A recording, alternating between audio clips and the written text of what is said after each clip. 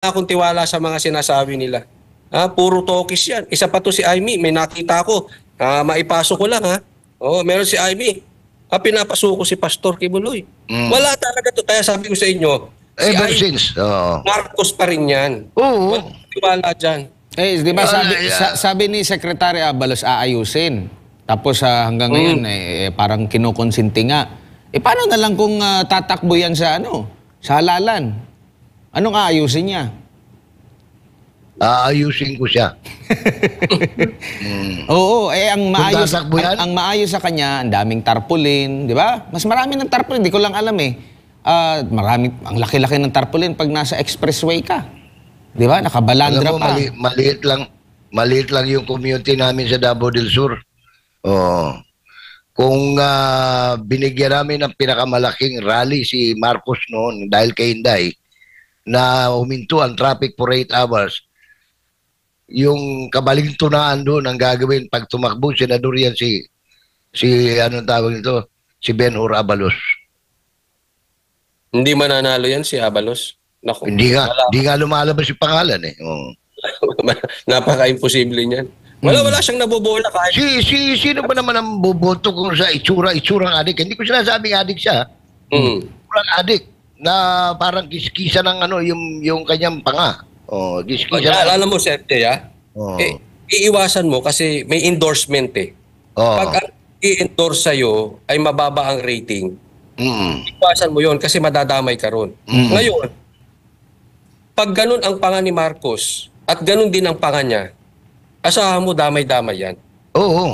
Hindi yung ganung klaseng panga, kung ganun ang panga mo, wag ka nang tatakbo. Kasi dalang-dala na ang taong bayan sa ganung galawan ng panga. Ayaw na nila.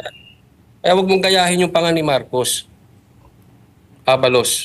Nagtaka nga ako niyan dati nung mayor yan ng Mandaluyong, hindi ganyan magsalita yan siya Para kasi, sa akin lang ito personal opinion ko, the way siya magsalita noon, tsaka yung sumikat yung style ni PRRD na talagang style niya talaga na, alam mo naman, stricto, galit sa mga abusado, galit sa may political will ba, mararamdaman mo, lalo na pag ikay Bisaya, maintindihan mo yung the way siya magsalita talaga Pero akong laking taka ko, kasi nung nagko-cover din ako sa kanya, nung mayor pa siya. Pero nung naging DILG, parang iba na yung the way siya magsalita. Sabi ko pa, ginagaya ba niya si PRRD? Alam mo yung matapang na magsalita. Pero sabi ko, hindi ito kagaya noon nung mayor pa. Hindi ganito yung kanyang the way siya. Alam mo, mahirap yun. Kapareho yan. Magtatapang-tapangan siya.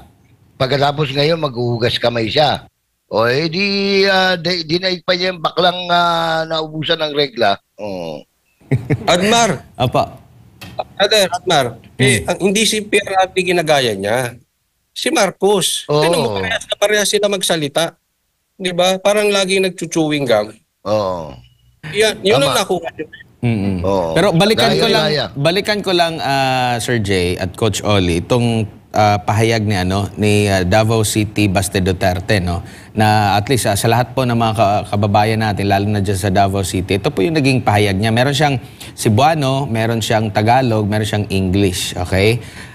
Kung pwede natin magamit yung Tagalog para mas makakaintindi yung ating mga kababayan, Ang sabi dito, iginagalang namin ang pag-implementa ng anumang warrant of arrest kung ito ay naaayon sa batas.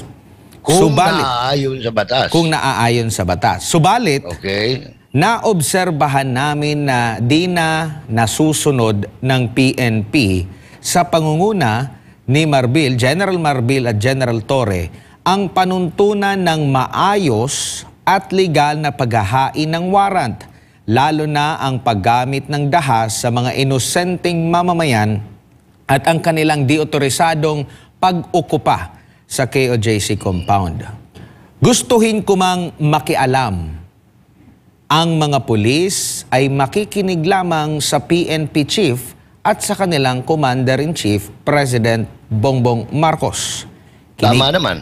Kinikilala namin ang karapatan ng mga kasapi ng KOJC na magprotesta. Subalit, hinihiling ko sa inyo na gawin ito sa mapayapang paraan at iwasan ang mga aktibidad na makakaabala sa trapiko para sa seguridad ng inyong mga kasama at ng publiko. Okay, ngayon, ang nagtatraffic po ngayon dyan, ang pulis. Sila po ang nagsasara dyan sa area. Sa mga Davaoeños, ang safety at security ng Davao City ay mananatiling prioridad ng lokal na pamahalaan. Patuloy nating papanatilihin ang mapayapat na komunidad para sa lahat at haharapin natin ang anumang hamon sa ating lungsod. Ang pangyayaring ito ay nakaabala na sa mga motorista, negosyo at sa publiko. Ang publiko, okay? Ang publiko ay humihingi ng kasagutan mula sa PNP. Hanggang kailan nyo planong manatili dyan sa KOJC property? Mayor Sebastian Duterte, Davao City. Admar, Opo. Admar, sabi mo matagal kang kumukover sa Mandaluyong. Yes po. Oh, hindi mo nagaya yung delivery ni Alam niya Coach Oli. Hindi daw si PRRD yung ginagaya. Di ba, nakita mo nung nag-deliver siya ng kanyang opening statement sa Senate? Kalunos-lunos. Oh. Kala mo nag-audition sa drama sa radyo? Oh. Pero ito nga yung tanong ng publiko. Okay, at ni Mayor. Hindi ko tuloy makain-kain itong saging na hawak-hawak ko. Ang tanong, hanggang kailan? Okay? Hanggang kailan? Puro na lang sa... alam mo, ito yung napansin ko, Coach Oli at Sir Jay, no? Tuwing siguro malapit ng ini-insist nila, malapit na namin masukol. Tingin ko lang to palusot lang to para i-justify yung pananatili nila dyan Oo naman.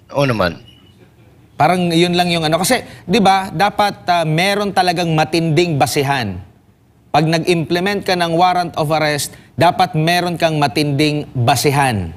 Ano ang matinding basihan mo? Kailangan niya dapat either na-monitor mo, dito sa building na ito, andyan yung subject natin. Pero hindi po ganun. Lahat sabay-sabay nilang nilusob, sinearch ang mga gusali. Meron bang sure ka tapos sabay mo pinuntahan yung iba't ibang mga gusali? Tapos meron kang nasabi, dito sa Parla, nakita namin, 8 heartbeat ito. Di ko nga alam bakit naging 8 Pero sinasabi na naririnig natin, maraming mga heartbeat, ibig sabihin, nagkumpulan sila sa paaralan. Pero napunta ka doon sa tapat ng paaralan. Doon ka nagsiyasat. Doon sa katedral. Kapani-paniwala pa ba yung mga ganun? Wala na yung Di ko lang alam kung inuuto nila yung sarili na. Tapos sasabihin pa na meron daw silang informant na ganito, ganyan. Kayo na mismo ang nag-check, personal kayong nag-check doon habang tawag-tawag ni Torre yung Di ko lang alam, informant ba yun o tagapagsinungaling, kung sino man. Pinupuntahan yung area, wala. Maniniwala pa ba kayo doon sa inyong informant? O kayo niloloko lamang? Di ba? Kumustahin ko lang kay Coach Oli.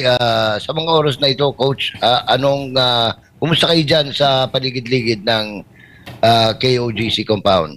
Ikaw, meron ka peripheral vision dyan Nakakulong kasi yun nga, hindi kami pwedeng lumabas. Dahil pag lumabas ka dyan, baka hindi ka napapasukin. Mas natin nasa loob kami. Para kasi Jason sa papasok ako, pagkalabas, hindi na nakapasok. Oo. Ganyan ang sitwasyon ngayon. Yung sinasabi naman ni Brother Admar, yung paulit-ulit nga sila Hindi ko maintindihan yung isang lugar. Ito napula ko lang kay Torre mahilig siya sa camera. Pupwesto siya dito kasi tapos susundan siya. Tapos babalik na naman. Buang.